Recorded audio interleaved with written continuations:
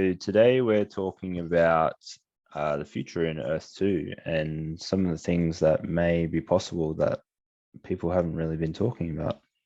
And we also have Planter here, who's a veteran player, has 95,000 tiles, almost over 100,000 net worth. What do you think, Planter? Well, yeah, I think it's ticking along. It's been making some really good strides and progress the last couple of weeks. I think it's been huge that they haven't been announcing deadlines for everything and just kind of laying stuff out as they've been going. But yeah, it's doing good. Mm, Yes, I agree. I agree on the timelines thing, 100%. Yeah, they're not on their timeline. The published timeline as they, but Let's not talk about that. yeah, I know. Well, they've got a lot going on. And in working with my project, I gained a lot of insight into some of the requirements of setting something up like Earth 2, and yeah, it gets pretty difficult. So anyway, so last week we kind of talked a little bit about this, and I was saying how I thought that people shouldn't think of Earth 2 so much as a game, but I think I was wrong actually. For right now, okay, when I look at what the other platforms that are out there that are doing Sandbox and Roblox, stuff like this, that we're in the game stage right now, pretty much, and that's how they're working out all the bugs to get everything up and working correctly. So that's my thought for the minute from last week. What do you think of the gameplay, Planter? I think it's going to be very interesting to see how it kind of evolves into the parallel economy that I think it needs to be. I think a lot of what they do should result in some kind of financial compensation, which I know Shane has talked about a lot. I think that's going to be crucial. When you look at platforms like, people, doing stuff on YouTube, people doing stuff on Twitch, there's certain levels of involvement that people get financial compensation for. And I think Shane wants it to be there and wants it to go there. I think we'll see that eventually, but I think it's really important for people to see a end game financially, even if it's just in essence. But I think it should, anything, it's gotta be able to result in something, because people aren't going to, if you look at Sandbox, yeah, it's like, it's a, and Decentraland, it's big ticket to get in there, but you get in there and it all kind of looks like crap to me, and it just, there's nothing, yeah, you can build some stuff, yeah, you can create some stuff, but at the end of the day, it's just a shiny watch with like no real utility. It's just, a big kind of social club for people that had enough money to get in. And at the end of the day, if the only thing you have in common is something you all paid for, and not just the fact that you're in a place that you love to be, but but everyone else can't get there, then it's not really fun to a lot of people. So I think with Sandbox too, when you look at what their token price is doing at the moment, and I've seen a lot of their promotions come out where they're, it is play to earn, but the problem with that is that there's not enough people who want to hold the token, because you've got these people who are playing and then earning the token, but then who's buying the token and for what purpose, So their price at the moment is about 63 cents. Yet their all-time high was what, $7-8? Yeah. So that's where I think Earth 2 has got to be really careful. Yep, and I think with the Sidroid release, with being able to create them for 2.5 essence was huge. We still look at the price of creating a Luminous Jewel at 168 essence, and it's like, ooh, it's like, wow, that's a lot of essence. But to you know, it might very much be worth that much. But when you see the price of a Sidroid, you know, a new feature, only costing 2.5 essence, you know, it makes it very almost manageable for people to create them. And it kind of gives a good valuation, kind of a price point at what essence is worth to that degree. But they really needed to do that. They really needed to start ticking it down in terms of how much it's worth and how much it's going to be worth. You know, because I think let's see, in the beginning with the what's it called, the URLs, no, the APLs. EPLs, yeah. With the Mm. EPLs, it costs like 400 essence, right? To buy an EPL. And Shane was like, "Oh, you want to pay with essence? Okay, here you go." And everyone's like, "Yay!" But it's like they burn through, like, you know, quite a lot of essence doing that. And you know, there's a lot of people, you know, good on them. You know, they, you know, do what you want to do. But for to always have that kind of a price point, you know, in the hundreds for stuff, it kind of devalues essence. So for them to have gone, you know, from that price range to now, oh, creating a Sidroid, instead of being like 100 essence, it's like, oh, it's 2.5. Yeah, that's huge. That means you're able to do like 150% or, you know, 400% more with your essence than what you would have been able to if the price point was at a different level. So that's going to be something interesting to watch going forward. The inflation area aspect of essence is how they choose to value it via price point versus you know, because especially since there is so much going into the market and people already holding so much of it.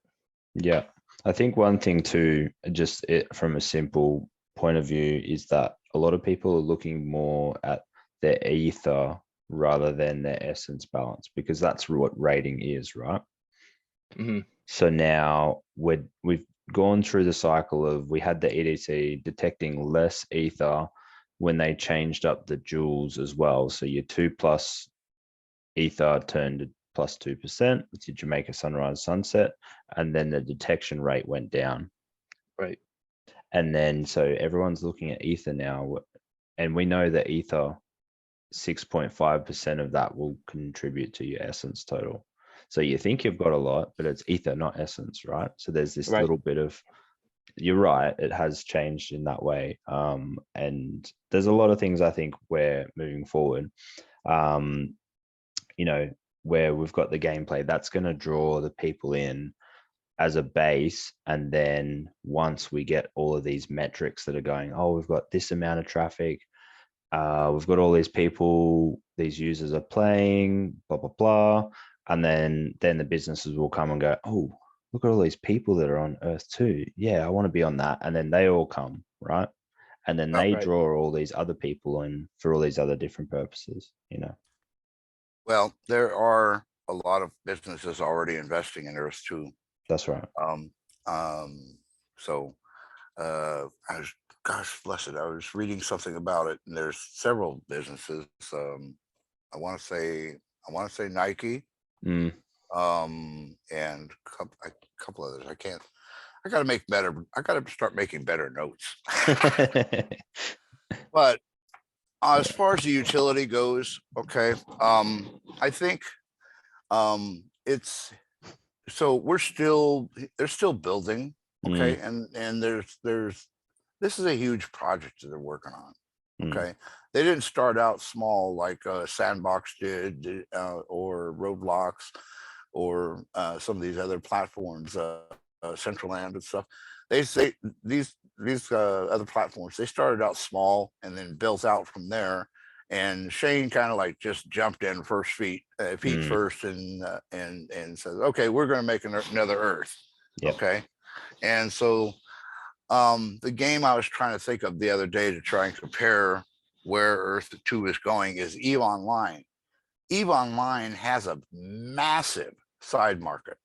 Okay, and it's now they're not like a metaverse they haven't changed into a metaverse project that I know of. I haven't been on it with it for a long time, but they're kind of their side market and in-game market and stuff like this is massive. There's people that make, you know, thousands of dollars a week Yeah, selling, right. selling ships. They make ships and other stuff that will be involved in the game. And we have some of that with the selling of jewels and the hollow buildings, Correct.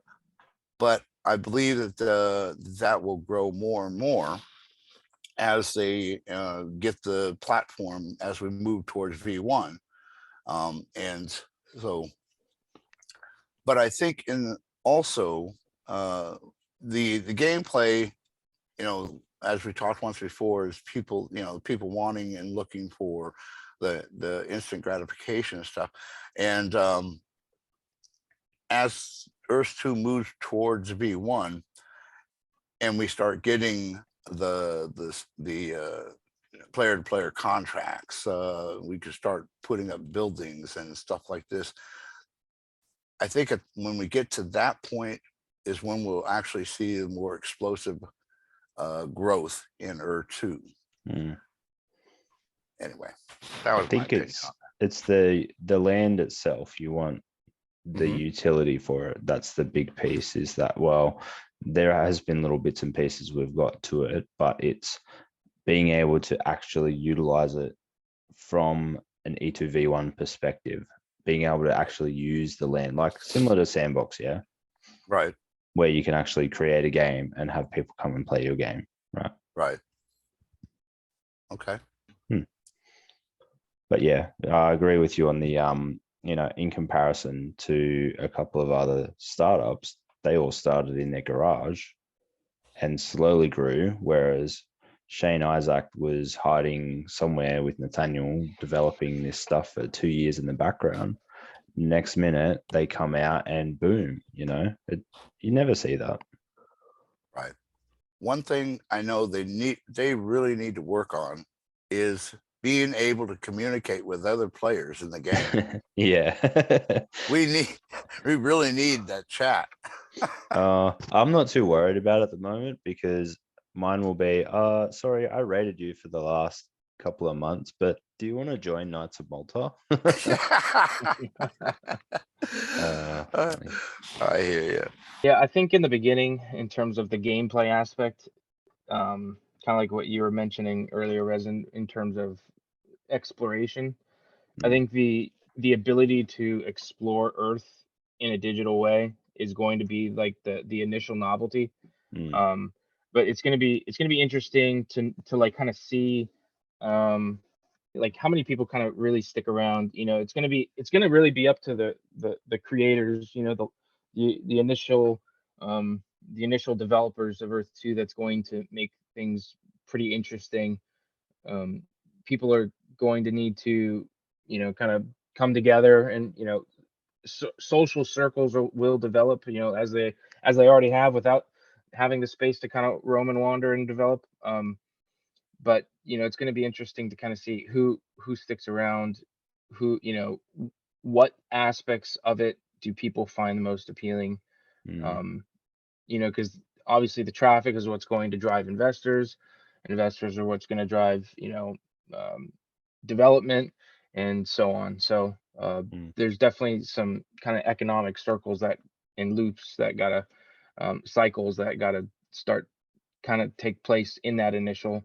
But it'll be interesting to kind of see what happens going forward, after a certain point. Is Jules going to be enough, to keep people around? Is droids going to be enough to keep people around? It's I think it's going to be kind of really interesting to kind of see what are going to be the determining factors to kind of maintain a consistent presence from the people that don't own large amounts of land. So yeah, and that's one of the challenges that I see moving forward too, is we've seen in the last 2 years the amount of players that have come and gone, and the effect that that has on the market prices as well. So I know a lot of people were peeved about the red energy coming out, and they bought in unlocked countries tier 2 with the intention of upgrading very cheaply. So there's, and then we have rating. So some people log on, they see that their ether has been taken away from them, and they might only log in maybe every 2-3 days. and they're like, oh, this is bollocks, you know. So they'll just I saw a guy in Malta who I'd been rating, and he just listed all of his properties for sale. So yeah, no, it's a bit I of a mean, challenge, isn't it, trying to balance that? it takes 2 seconds to claim it. Yeah, I know, it's ridiculous. Some people can't find the time to do it, but anyway, I'm not going to judge. No. Some Hmm. people just don't have the time, and some people it's too much of a grind for whatever reason. Yeah. So, and you know, it's something that isn't long-term appealing, and that's all right. Hmm. Makes way for people that are more interested in being involved.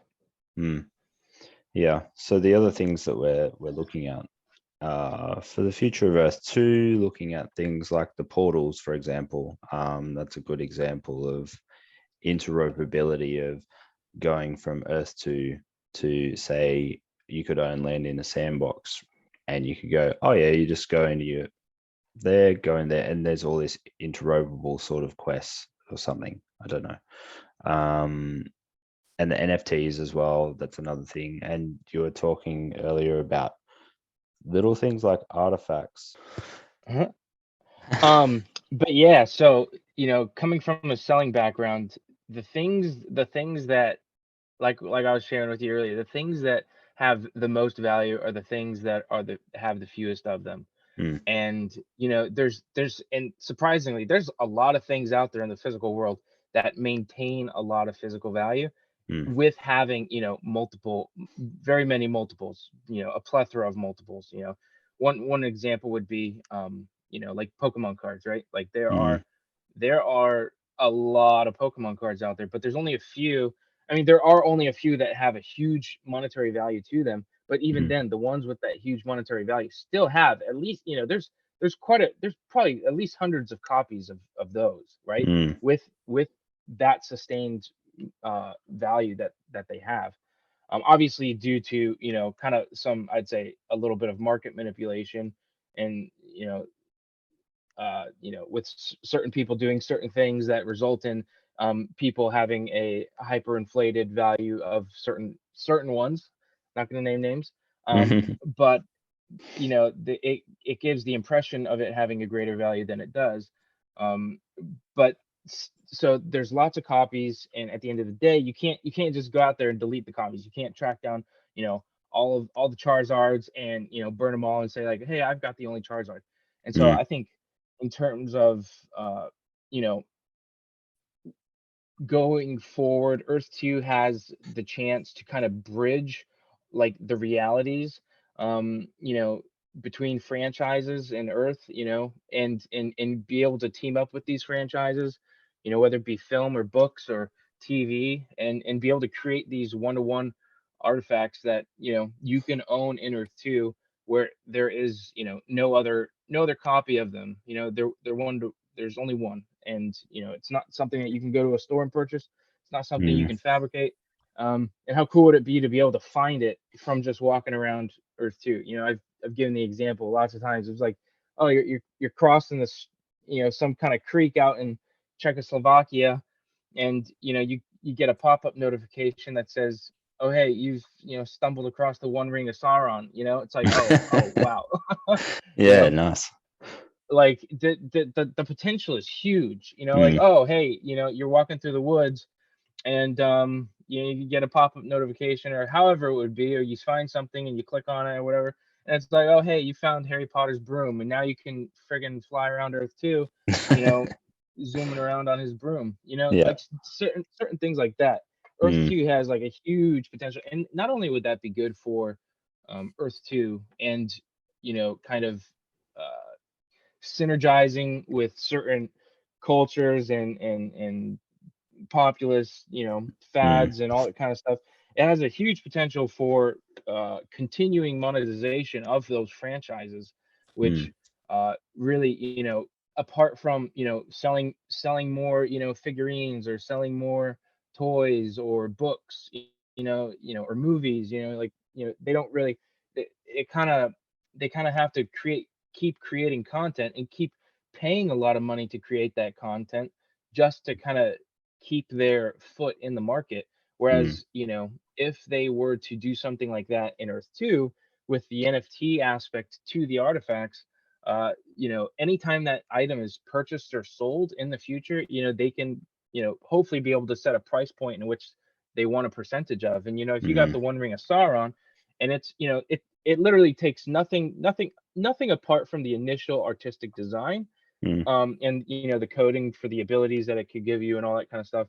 But apart from that, you know, it's literally just a, you know, a hot piece of property that literally, you know, anytime it's sold, you know, if someone wants to buy it for $100,000, you know, they can get a 30% kickback. That's an instant $30,000 that they wouldn't have had the ability. And you know, and you multiply that by like, at least, let's say, like for the Lord of the Rings franchise, 100, 1,000, you know, like how many items are in that series, in that franchise? Like a lot.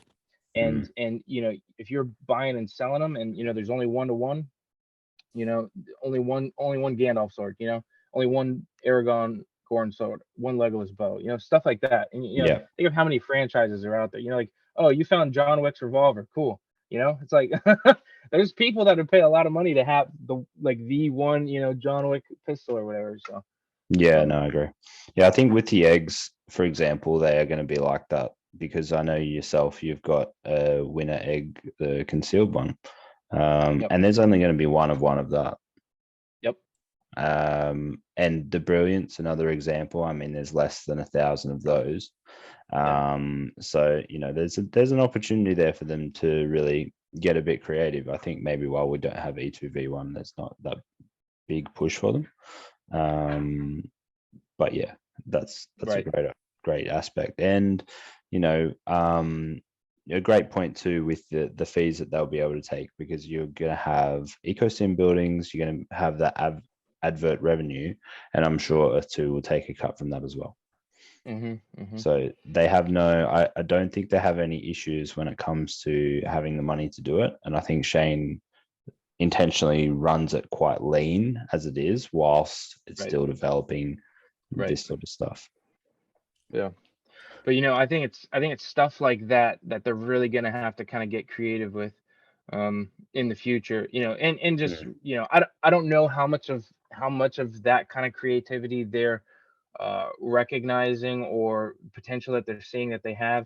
You know, like I think, you know, I play League of Legends like Shane, and you know, how cool would it be for Riot Games to come in and like build a life size you know, Summoner's Rift, and they can have artifacts, you know, where, you know, Thresh's chain, you know, for those that play the game know what I'm talking about, where you can, you know, you can hook people, and you can have those artifacts. You know, how many artifacts would be in League of Legends alone? You know, definitely probably upwards of the hundreds of the thousands. And so, but you know, people that are into that can come to Earth 2 and kind of have a more in-depth kind of personal interaction with the game that they play on that level. You know, games and franchises developing like places as well, you know, like building a Summoner's Rift, or you know, Fortnite building some kind of arena where, you know, they can have a battle royale with their own artifacts that people can sell and trade and whatnot, and use to play in their arena. Or, you know, just, you know, even I was thinking the other day, like a Fall Guy, a live Fall Guy course, right? Or a built, what's that one game where it's like everyone's going around slashing people and you got to figure out who it is? I can't remember that name. The Last of Us. No, it's that other silly space game where I can't remember it. But you know, like stuff like that, like, you know, you can, there's I think it'd be really cool for any kind of game that's been popular to kind of come into a place like that and kind of have their own presence as a marketable, you know, kind of, hey, this is who we are, what we do, this is what we've done here. And, you know, gives people that are there, and, you know, normies something to do and enjoy at the same time. So yeah, I think if they have that geolocational VR, AR sort of aspect, and if that the technology for that is definitely going to improve, you're going to find people walking around with sunglasses and they can use AR with it, right? Right. So look, if they nail that geolocationally wise, then industries of all different natures will basically just flock to it because Earth 2 have set it up with an economic sort of, there's already people in here. That's the big ticket for me, because you can't see that in any of the other projects, can you? No. Oh, hello, Mark. Welcome back. Yeah, Welcome back. I had my button off.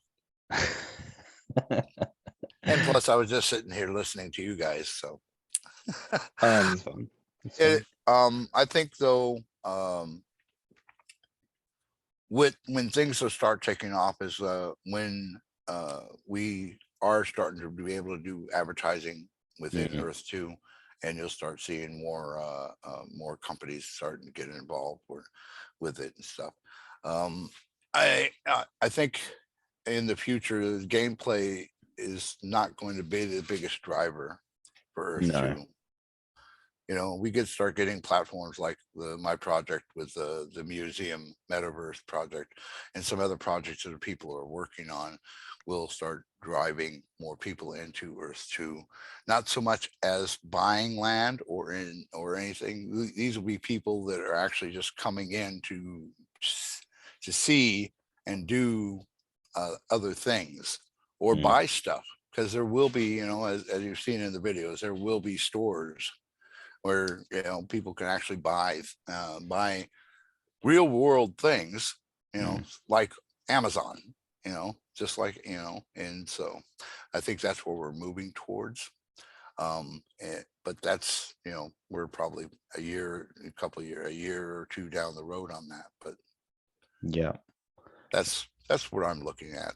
And the gameplay is important to keep people interested right now until all that stuff is ready to go. Have you guys seen much of the Joe Rogan's podcast? I have not.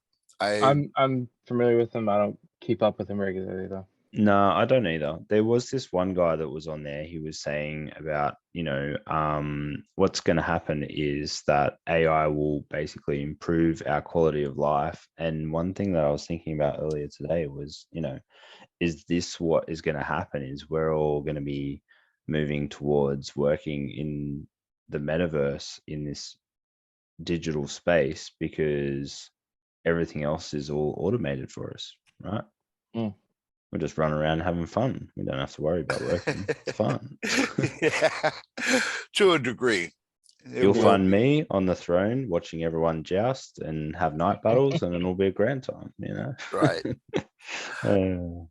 I think, Mark, what you were mentioning about commerce a little bit there, you know, with stores like Amazon, I think anything that deals in the real world now with the selling and distribution of physical goods has great potential to do well. Yes. You know, like one kind of example I've thought about in terms of the NFT front that any big brands are already kind of looking into is the, you know, if someone was to go out and purchase a pair of shoes, let's say Pumas, Nikes, you know, name it, you know, for them to acquire their digital copy for their avatar in Earth 2 while equally, you know, getting their pair shipped to them physically. You know, I think, you know, even a car, you know, you're paying $60,000 for a car. Why not incentivize the purchase with, you know, a digital copy of it in the metaverse in Earth 2? You know, it'd be great. It'd be great for when people think metaverse to think Earth 2, you know, in the future. That'd be that'd be fantastic. Right. But, you know, anything physical, I think, you know, apparel, you're right. You buy a shirt, scan your QR code into the game, you got your shirt for your avatar. You know, those kinds of things moving forward, I think are also going to keep, you know, keep that connection from the physical to the metaverse, because there always has to be that connection. There will, I think, yeah, there will be. You know, it's yeah, I think there will be. And more and more people are buying online already, and we're just going to give them more of an experience in doing so. Instead of just looking at your computer screen, they can actually walk through the store, you know, when in the VR AR aspect of Earth 2. I think you'll start seeing more and more platforms going towards that way as well. So Mm. Let's just we'll just touch on a couple of updates from it too briefly. So we've got the Earth Day today, 500% increase in Ether. So we'll be able to start rating that in approximately 12 hours from when we're recording. And also a comment from Shane about civilians needing sustenance. right. So I think it's going to be red energy, guys. So let us know in the comments what you think, and we can do a little bit of speculation. Yep. Thank you for joining us, Planner. And Yes, sir. Thank you for you having have a me. great day. You as Thanks, well. Thank you, guys. Resin. Thanks for Thank you, coming brother. on. Thanks everyone for listening. Let's catch you later.